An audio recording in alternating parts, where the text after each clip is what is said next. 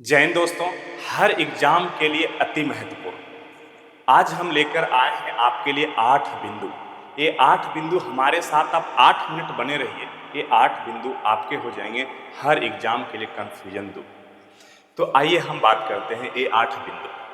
कुछ नहीं करना होता है, ये 8 बिंदु बिल्कुल सिंपल है। पहला है आपका माध्य मीन, जिसको हम सिंबॉलिक में x पर पावर वार कर देते हैं, इसका मतलब मीन होता है। तो चलिए पहले हम मीन निकाल लें। मीन क्या होता है? तो क्या करते हैं दोस्तों, हम सबका ऐड करते हैं। क्या करते हैं? हम सबका ऐड करते हैं। तो कितना है?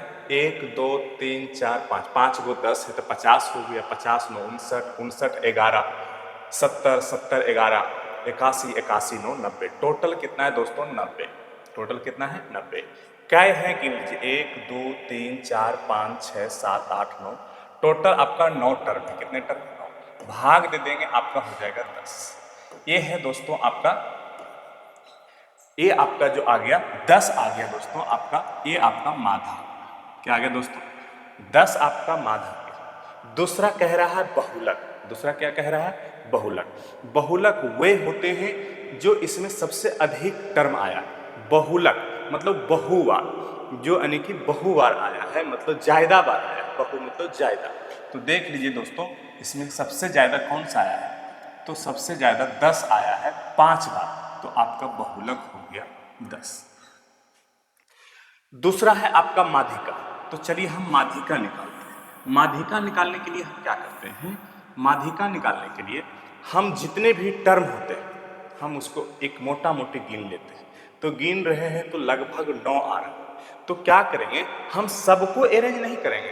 हमारे जितने भी हैं, हमारे गुरुजी बताते थे सबको अरेंज करने के लिए, लेकिन हम क्या करेंगे, सबको अरेंज नहीं करेंगे। हम आधा ही अरेंज करेंगे। अब 20 गो है तो 20 को हम अरेंज करेंगे, पता चला कि अरेंज करने में टाइम चला जाएगा। तो हम क्या करेंगे, जितने हैं उनमें से हम आधा से ज्यादा, एक ज्यादा मतलब क्या करेंगे, अरेंज कर लेंगे माध्य माध्य के लिए। इसके लिए हम करते क्या है, पहले हमको या तो घटते क्रम या तो बढ़ते क्रम, या तो असेंडिंग या तो डिसेंडिंग हमें करना होता है। तभी हम उसका मीडियन निकाल सकते हैं, तभी हम माध्यिका निकाल सकते हैं। तो हम क्या करेंगे, आधे से ज्यादा, एक ज्यादा, ठीक ना, हम क्या करेंगे, अरेंज कर लेंगे। सबको नहीं करेंगे, वो सब पुराने फंडा छोड़िए। तो कितना है? 9 है। कै गो है? तो 2 गो है। तो 2 गो 9 लिख दिए, ठीक ना। 2 गो 9 है, 9 लिख दिए। उसके बाद कितना है दोस्तों? 10 है आपका 5 बार। तो हम बोले कि टोटल 9 है, तो हम टोटल नहीं लिखेंगे, हम आधे से ज्यादा लिखेंगे। आधे से ज्यादा। तो 1 2 3 4 5, टोटल कितना है? 9। टोटल कितना है? 9। तो 4 इधर हट जाएंगे, 4 उधर हट जाएंगे, 4 इधर हट जाएंगे और 4 उधर हट जाएंगे। हमारे बीच वाला आपका कितना हो गया? तो ये भी आपका आ गया दोस्तों 10। ये भी आपका कितना आ गया? हमने छोटा डाटा लिया, आपको समझाने में मुझे सहूलियत हो।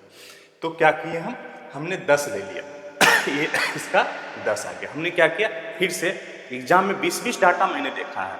तो क्या करेंगे, 20 डाटा को पहले अरेंज, और मतलब कि उसको अरेंज करेंगे, पहले असेंडिंग या डिसेंडिंग करेंगे। तब पता चला कि अरेंज करने में टाइम चल जाएगा। तो हम क्या करेंगे, आधे को ही अरेंज करेंगे, पूरा अरेंज नहीं करेंगे। ये छोटी लेकिन बहुत मोटी बात थी। आपने तीनों निकाल लिया, माध्य भी निकाल लिया, बहुलक भी निकाल लिया और मीडियन भी निकाल लिया। अब है कि इन तीनों का संबंध, रिलेशन, इन तीनों का रिलेशन है बहुलक बराबर 3 गुने माध्य घटाओ 2 माध्य। इसमें होता क्या है, कोई 2 टर्म दे देगा और तीसरा टर्म आपसे निकालने के लिए बोलेगा। तो बताइए इसमें क्या, हम चाहते हैं कि आपको माध्यिका 10 दे दें और माध्य 2 दे दें, तो हम कहेंगे बहुलक क्या होगा, मोड क्या होगा। बहुलक को अंग्रेजी में मोड कहते हैं, M0 से इंडिकेट करते हैं। तो हमने दे दिया माध्यिका आपको 10 दे दिया, माध्यिका 10 दे दिया और माध्य आपका भी 10 दे दिया। तो हम कहेंगे मोड निकालेंगे, तो आप नहीं निकाल लेंगे।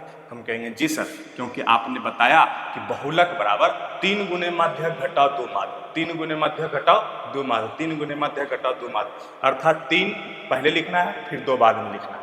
तो 3 गुने ME, 3 गुने ME घटाओ 2x, 3 गुने माध्य घटाओ 2 माध्य, क्योंकि x को हम माध्य बोलते हैं। तो 3 गुने ME, तो 3 ME का वैल्यू 10 घटाओ 2 x का वैल्यू 10, संयोग से 10 10 आ रहा है, कुछ भी हो सकता है। तो 30 माइनस 20 बराबर 10।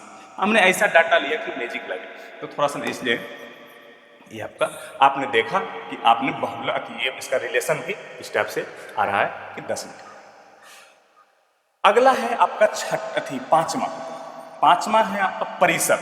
क्या है दोस्तों? तो परिसर निकालने के लिए क्या करते हैं? परिसर, जिसको हम अंग्रेजी में रेंज बोलते हैं, क्या बोलते हैं? परिसर को अंग्रेजी में रेंज बोलते हैं, RANG। रेंज में हम क्या करते हैं? उच्चतम सीमा माइनस न्यूनतम सीमा। ये आपका उच्चतम सीमा और न्यूनतम सीमा को आपस में डिफरेंस कर देंगे, यही आपका क्या हो जाएगा दोस्तों? आपका रेंज हो जाएगा। बताइए सबसे ज्यादा क्या क्या है? मैक्सिमम। क्या है? Maximum minus minimum. Maximum minus minimum. तो मैक्सिमम कितना है दोस्तों? सबसे उच्चतम हिंदी में लिख सकते हैं उच्चतम माइनस न्यूनतम। तो बताइए दोस्तों उच्चतम कितना है? उच्चतम कहेंगे सर 11 है। न्यूनतम कितना है? न्यूनतम कितना है? 9। यही हो गया रेंज। कुछ नहीं दोस्तों, अधिकतम माइनस न्यूनतम। इस डाटा में जय गो है, 10 गो है, 20 गो, उसमें देख लीजिए सबसे बड़ा कितना है और सबसे छोटा कितना है, उन दोनों को घटा लीजिए, वो आपका रेंज हो गया। चलिए अगला बात करेंगे हम छठे नंबर पे, विचरण या प्रसरण या प्रसार। हम इस पे चर्चा करेंगे। तो आपने देखा कि इनका आंसर भी 2 आ गया। अब आइए मानक विचलन। अब क्या है? सॉरी, ये आपका 2 आ गया। रेंज आपका 2 आ गया। उच्चतम माइनस न्यूनतम, सीधे आप कह सकते हैं उच्चतम 11 है, न्यूनतम 9 है, अर्थात आंसर 2 हो गया। कभी भी उच्चतम माइनस न्यूनतम कर देंगे, आपका परिसर निकल जाएगा। नेक्स्ट है दोस्तों आपका विचरण या प्रसरण। ये आप निकालने के लिए जान जाइए। फिर आपका स्टैंडर्ड डेविएशन कुछ नहीं है, मतलब इसी का भाईवा है स्टैंडर्ड डेविएशन। बस इसी का एक मतलब कि जो है आप कह सकते हैं इसी से आपका ये निकलेगा। तो विचरण या प्रसरण में कुछ नहीं करना होता है, एक सिंपल से फंडा होता है कि जो भी आपका डाटा दिया गया है उस डाटा का पहले हम माध्य निकालते हैं। उस डाटा का पहले क्या निकालते हैं दोस्तों? उस डाटा का पहले हम माध्य निकालते हैं। तो माध्य तो निकालना पड़ेगा, जोड़ना पड़ेगा सबको। तो माध्य x पर बार, ये आपका हो गया बड़ी x, ठीक है, x पे बार। ये आपका माध्य आपने निकाला था 10 है। कितना था दोस्तों? 10। उसके बाद हम क्या करते हैं? सबको हम डिफरेंस करते हैं, सबको हम माध्य के साथ मतलब कि एक दूसरे में घटाते हैं। बड़ा में छोटा घटा लेते हैं, या माइनस प्लस का झंझट यहाँ रखना नहीं है, ठीक ना। बड़ा में से छोटा घटाकर, तो बताइए सबको बारी बारी से इसके साथ हम क्या करेंगे? सबको बारी बारी से हम इसके साथ घटाएंगे। और माइनस प्लस का बिल्कुल ध्यान नहीं रखेंगे, माइनस प्लस का बिल्कुल ध्यान नहीं रखेंगे, बहुत बड़ी बात है। तो बताइए 10 में 10 घटाएं 0, सबको जोड़ते जाएंगे। फिर 10 में 10 घटाएंगे 0, जोड़ते जाएंगे। फिर 10 में से 9 घटाएंगे 1, फिर जोड़ते जाएंगे। फिर 10 में 10 घटाएंगे 0, फिर 10 में से 10 घटाएंगे 0, फिर 10 में से 11 को घटाएंगे 1। ये माइनस 1 होना चाहिए, नहीं हम बोले कि माइनस प्लस में ध्यान नहीं रखना है। फिर 10 में से 10 घटाएंगे 0, फिर 10 में से 11 घटाएंगे 1। यहाँ माइनस प्लस का बिल्कुल ध्यान नहीं रखना है। अब फिर यानी कि 10 में से 9 घटाएंगे 1, ठीक है। यहाँ माइनस प्लस का ध्यान नहीं रखना है। तो जोड़िए, तो सब कुछ जोड़ने पर क्या है? तो जोड़िए तो जोड़ना नहीं है। 1 1 1, टोटल कितना है दोस्तों? टोटल जोड़ने के बाद 4 है। तो क्या करते हैं हम? इन सभी का योग करके जो टर्म होता है उस टर्म से हम भाग देते हैं। उस टर्म से हम क्या करते हैं? भाग देते हैं। तो कई टर्म है? टोटल 9। तो आपका आंसर आ गया जोड़ने पर 4 और बट्टा में 9। तो यही है दोस्तों आपका विचरण, प्रसरण या प्रसार। ये आपका विचरण और प्रसरण और प्रसार। स्टैंडर्ड डेविएशन कुछ नहीं है, स्टैंडर्ड डेविएशन कुछ नहीं है, बस इसी का रूट अंडर वेरिएंस है। क्या है दोस्तों? रूट अंडर वेरिएंस को ही हम स्टैंडर्ड डेविएशन करते हैं।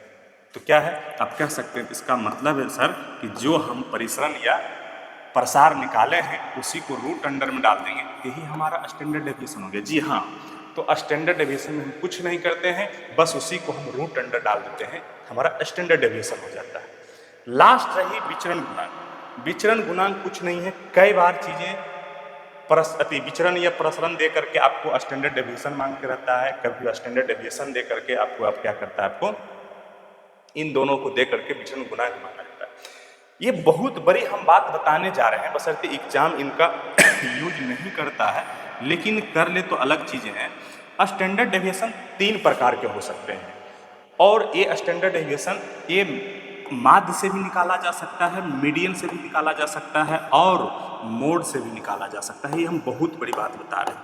तो स्टैंडर्ड डेविएशन 3 तरह से निकाला जा सकता है, माध्य से भी, मीडियन से भी और मोड से भी। लेकिन ज़्यादातर एग्जाम अब तक जो पूछी गई है वो आपका माध्य से पूछी गई है। किससे पूछा गया है? माध्य से पूछा गया। तो हम एक निकाल लेंगे, कुछ नहीं है, कुछ होता नहीं है स्टैंडर्ड डेविएशन में। हम कुछ नहीं, स्टैंडर्ड डेविएशन का फॉर्मूला दिख रहा होगा, स्टैंडर्ड डेविएशन से मिटा लेते हैं, ठीक है, साफ सुथरा हो जाए बोर्ड। तो स्टैंडर्ड डेविएशन में हम कुछ नहीं करते हैं। हमने कहा कि स्टैंडर्ड डेविएशन सर 3 तरह के होते हैं, तो कुछ नहीं करना है, आप सीधे इतना ही बोलना है। अगर जो ऊपर में हमेशा हम लिखते हैं एच डी, ऊपर में क्या लिखते हैं दोस्तों? एच डी, यानी स्टैंडर्ड डेविएशन। विचरण गुणांक निकालने के लिए हम कुछ नहीं करते हैं, ऊपर में एच डी लिख देते हैं। एच डी जो कहिए, शशिदा कह दीजिए, मेरा नाम शशि है, या जो भी कर दीजिए।